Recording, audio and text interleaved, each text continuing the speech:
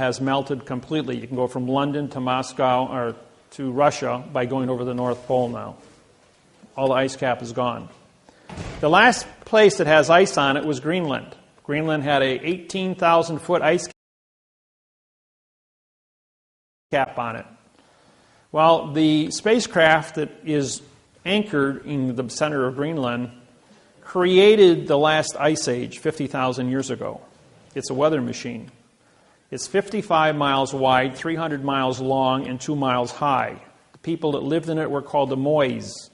If you draw a straight line from the spacecraft to the Washington Monument in Washington, D.C., through the Yucatan Peninsula Great Pyramid at Mitsubishi, and ends up on Easter Island where the Mois have been dug out of this dirt. The heads on Easter Island?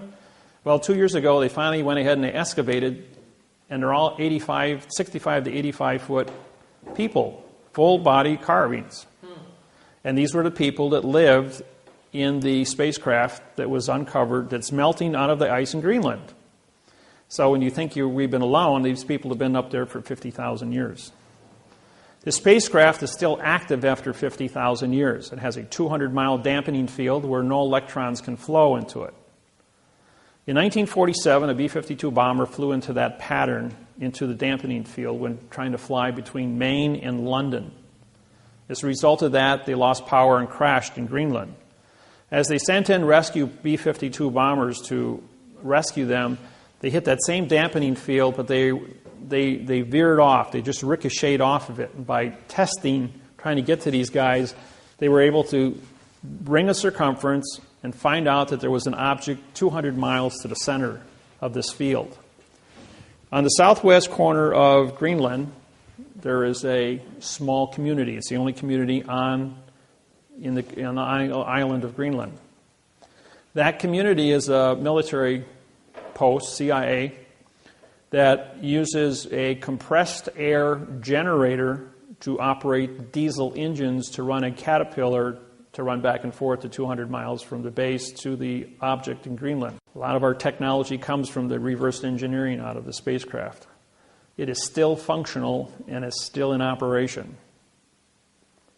So it's pretty important what this thing is. All the nations worldwide are up there with the United Nations, and they're all working together.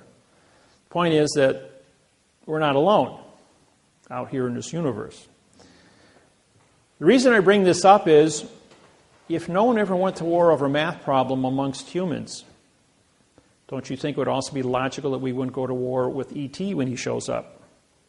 And if E.T. does show up, what are we going to do? Babble? Start a war between another planet because of miscommunications? No, we need a communication base that is so mathematically certified, both frontwards and backwards, that when we say something, it means exactly what we say, so that there is no subjective interpretation, translation. So it's very important for us to be correct 100% of the time when we're dealing with ET. Otherwise, they're going to throw a rock at us like they did 375 million years ago at the Yucatan Peninsula and get rid of the dinosaurs, which you all know about. So we don't want to have rocks thrown at us. So the planet, all the governments of the planet are looking at this math interface as being a correct way to communicate, stop wars on planet Earth, as well as communicate with ET when they show up. And as many of you who do the research and get on the internet know that there's probably a lot of different ETs already influencing this planet with all of our little toys that we have, our cell phones and computers and TVs. So it is relevant. The school systems in China are adapting our quantum program. All the universities and colleges are going to be teaching it this year. As a result of these patents that came out from my 23 days in China, they realized that they were going to order all 150 trade partners to follow suit. Otherwise, they wouldn't be able to do business with China. The biggest new thing that's coming on the market is the word lithium. Lithium makes for the batteries. Now, China currently controls 80% of the lithium on planet Earth.